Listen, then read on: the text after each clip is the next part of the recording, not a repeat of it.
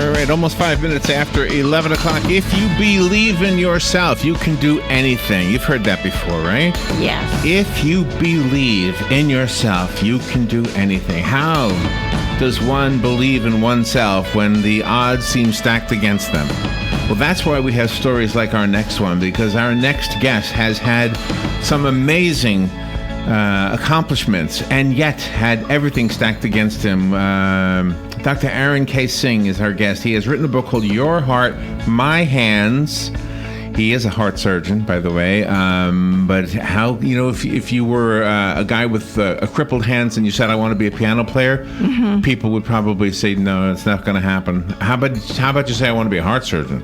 Oh, that's even less likely to get the approval of the people who would want you to believe something different than what you believe about yourself. Dr. Singh is a preeminent cardiac surgeon. Now I'm reading.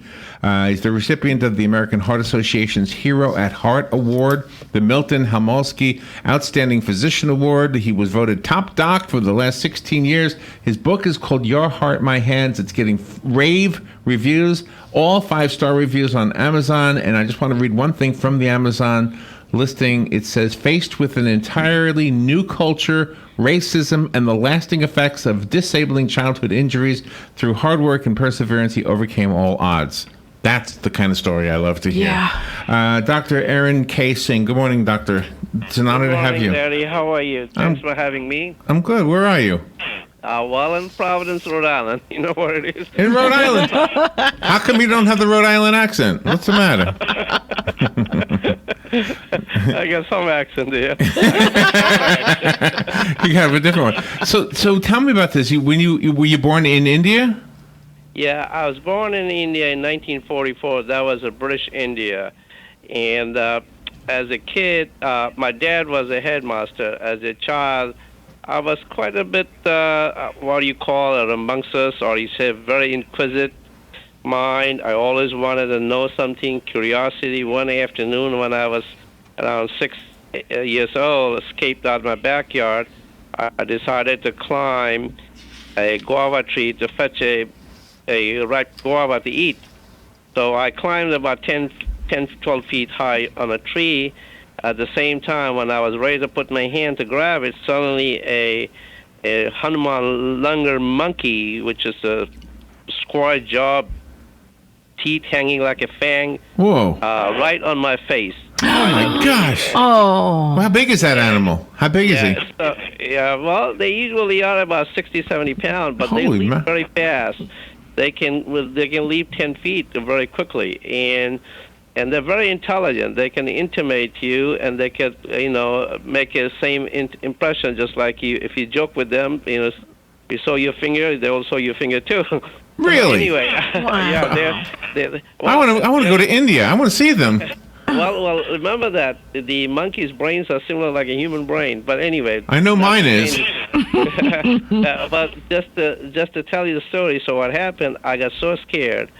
I just let the branch I was holding let go. So I landed on a rock full of rocks, about 10 feet. I was 6.5 years old.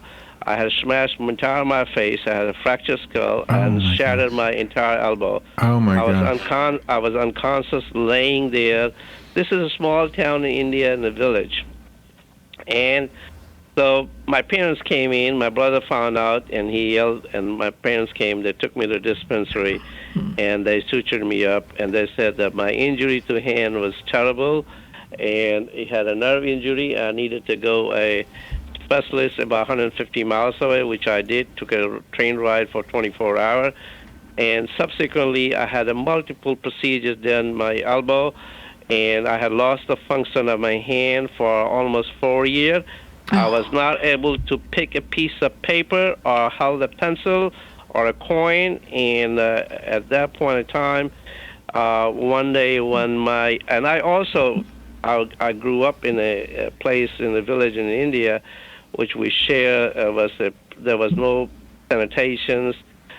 We drank dirty water, walked in the dirty water. I had every disease as a kid, hookworm, tapeworm, malaria, typhoid, hepatitis, name it, chicken pox, measles, smallpox, every disease I had. So I was pretty sick. Wow. And the fourth time around, my hand left paralyzed with I could not move except the bent elbow.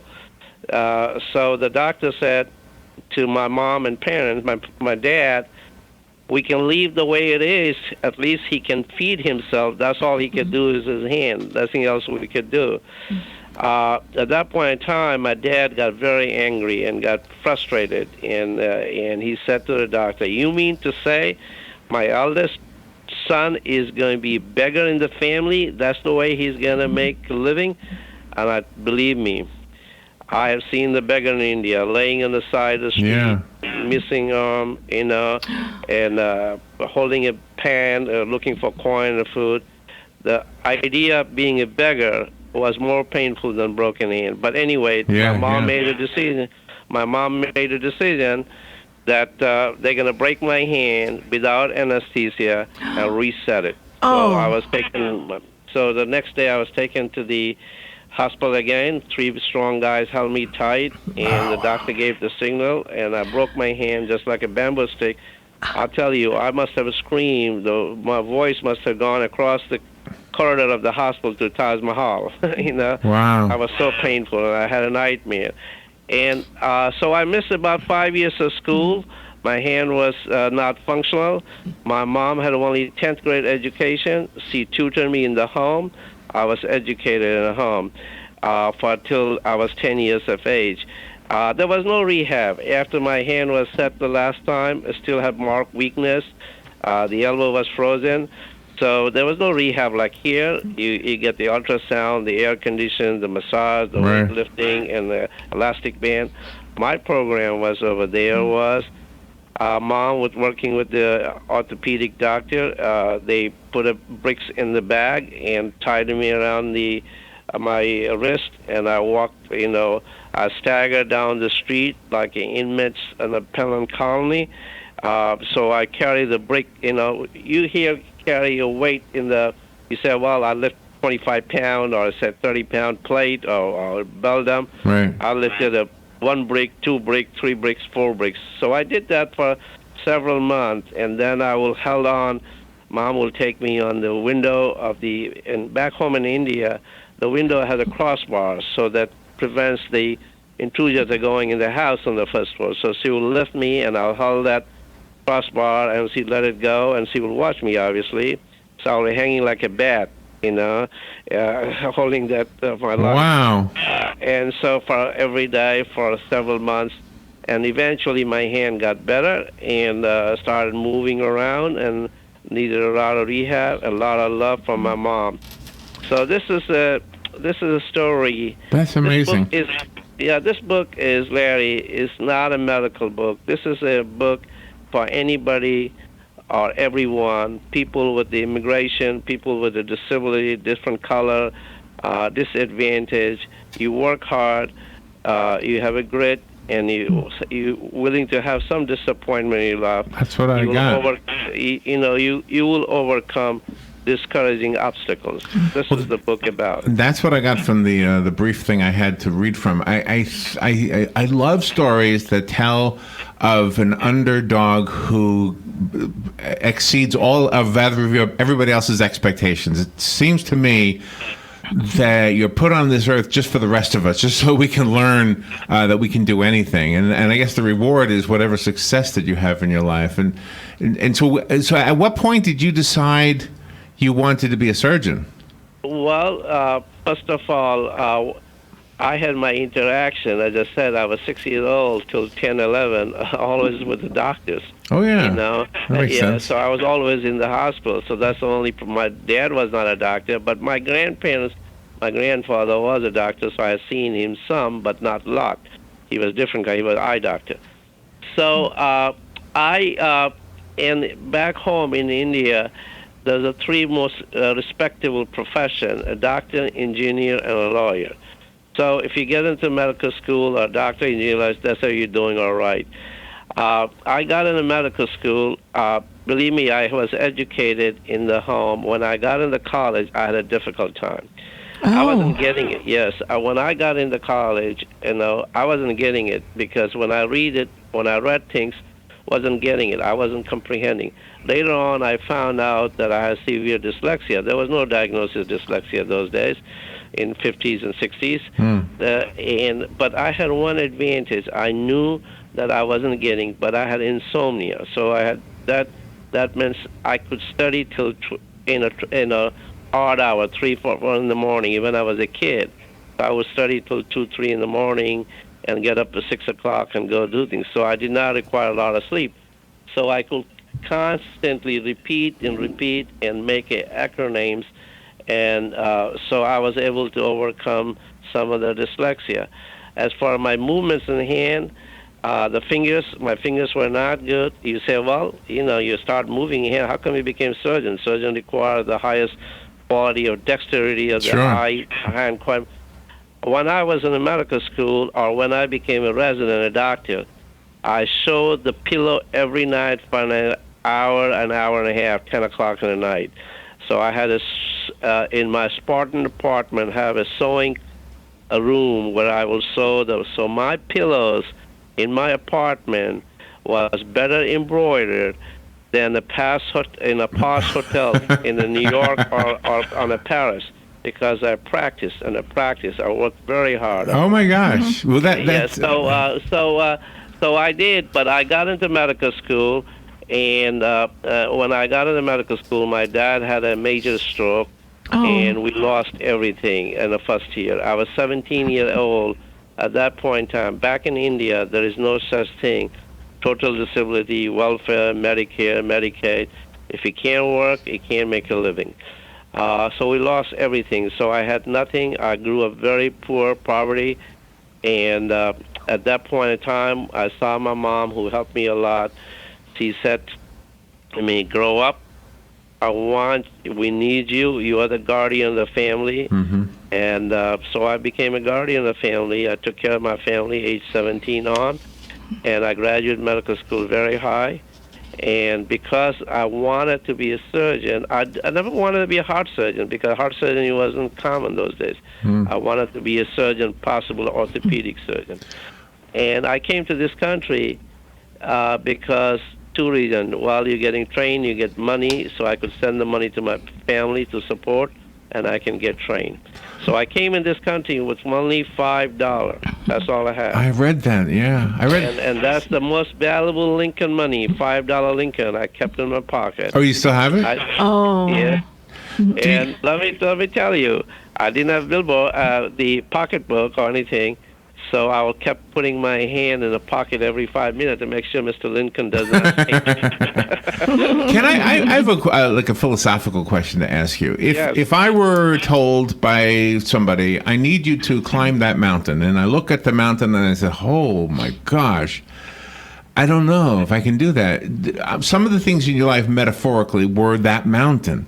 What did you say to yourself? How did you bite that? What do they say? Eat an elephant one bite at a time. That kind of thing. How did you get the whatever we need to? Attitude.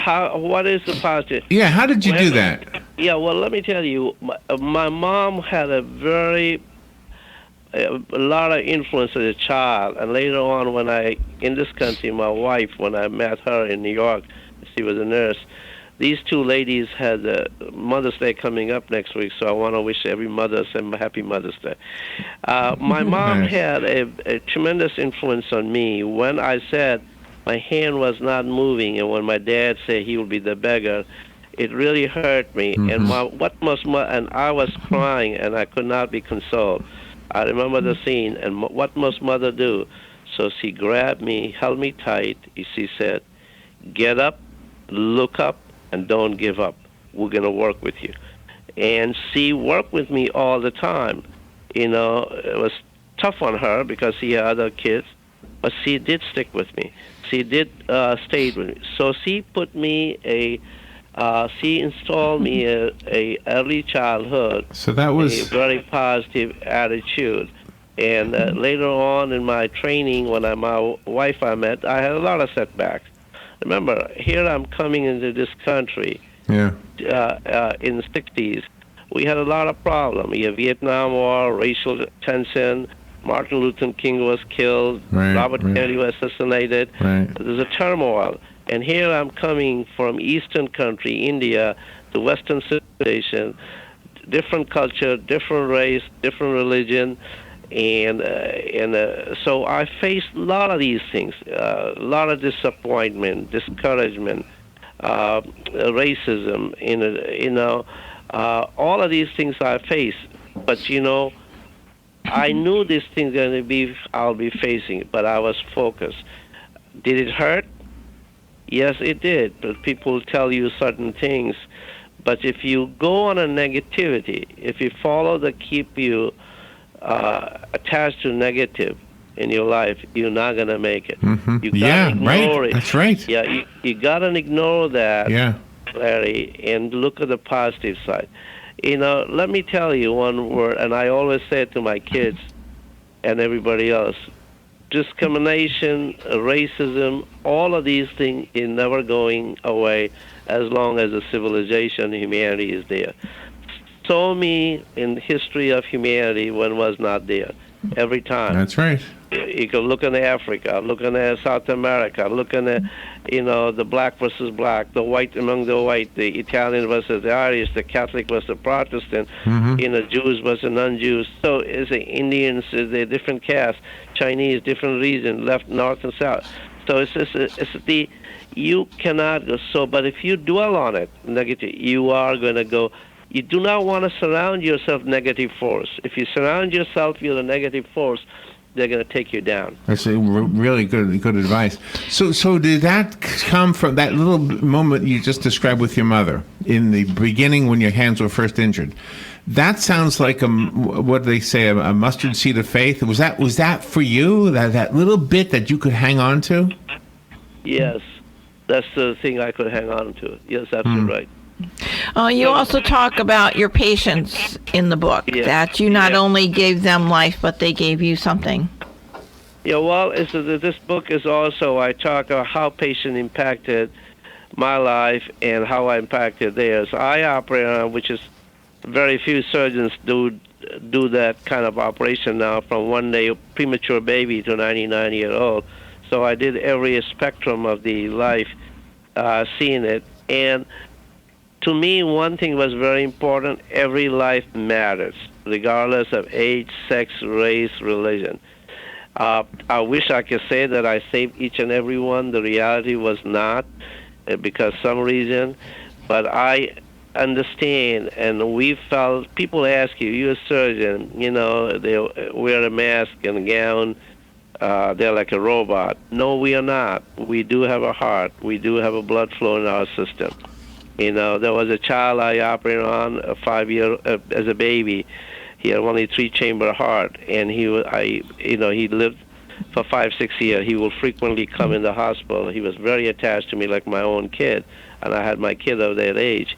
And finally, at the 7, he was failing, and we didn't have facility. I sent him to the best place in the world at that time, was for this kind of procedure in Alabama. He went there. And before that, the kid was so brilliant. He would help a mother, made a book called Please Make My Heart Better. He gave me the book, and he left. 2 days later, I got a phone call from surgeon that did everything, and he died. Oh, my gosh. I held the book, and the book has stayed on my desk for his 41-year practice. Wow. I cried and cried and cried, and I wondered, I pondered the randomness of the nature and the universe, how prematurely this baby died, and how God could do this, and how the family must have felt, the parents have endured him and felt. The pain was so much that it bothered me for many years and imprinted my heart for many years. And we had a child of our own too, and we were planning to have a third one. The emotion was so strong. And as I said, during the surgery, we control our emotion, otherwise emotion will control. One of the big great ball players said, this was one time the emotion took over me, and I said, even though it's not scientific, who to say next child is born is not going to have this problem? Who to say next child of mine is not going to have a problem and suffer through that? And it really bothered me, so I talked to my wife, And I said, we can't have another child. And she finally agreed to it. So even this was not rational, emotional did take over in this situation from because I could not bear the pain of seeing another child just through it, what he impacted and what he did to my life. I have operated on the patients. We talk about what do you do with the patient who's a young man, good American citizen, goes to Afghanistan or to the Iraq War, comes back with the AIDS or hepatitis, heart problem. What do you do with a single mother who's pregnant and who has infected heart valve or drug problem? Oh. We're not, what do you do with the immigrants who came in, has no insurance and require? We're not there for judge. I'm there to provide service. I'm not judge why you're in that position. I'm not there to make the decision, hey, you're on welfare. I'm not questioning that. No, absolutely.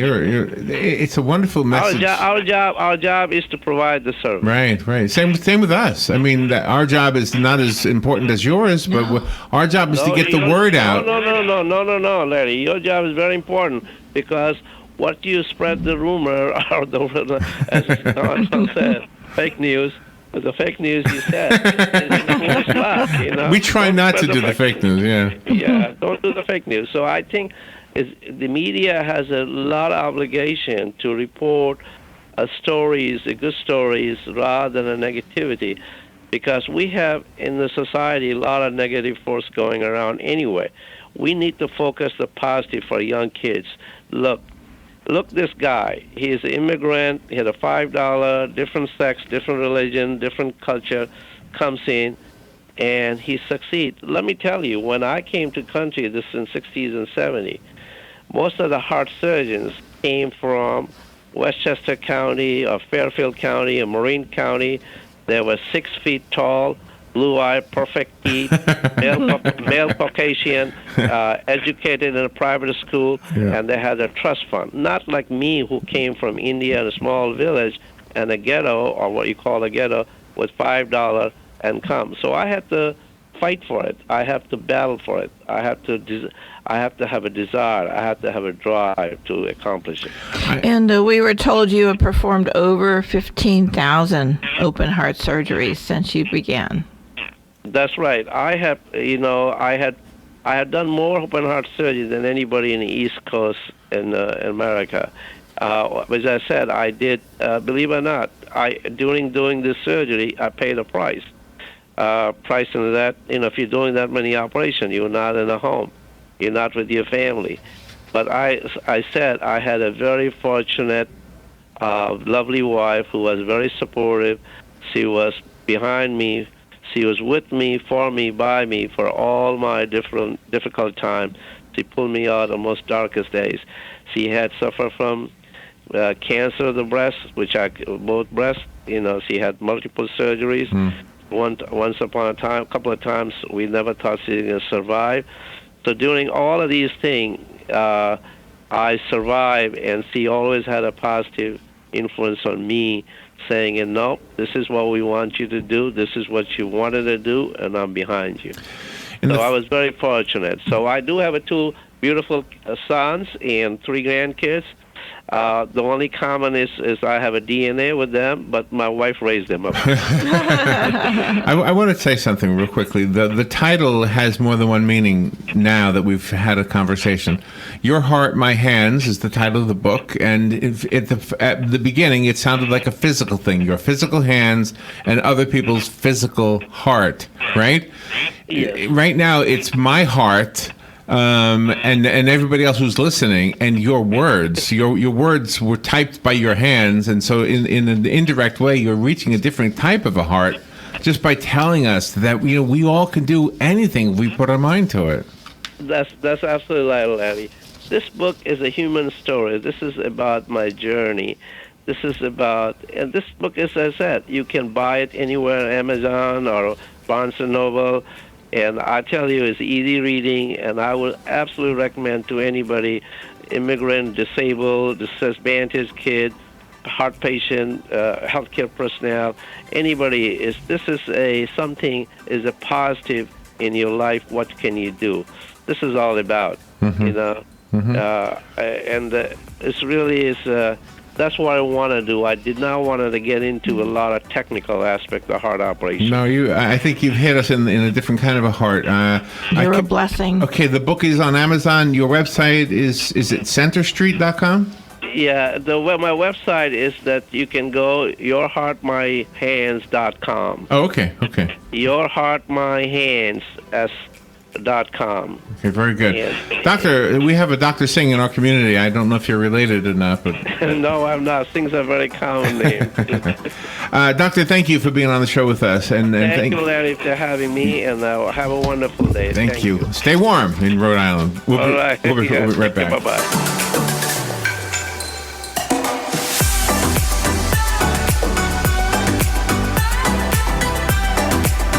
Broadcasting from the Paddock Mall Studios, this is WOCA, Ocala, Gainesville, The Villages, 1370 AM, 96.3 FM, The Source. Wednesday will be partly sunny with a breezy afternoon.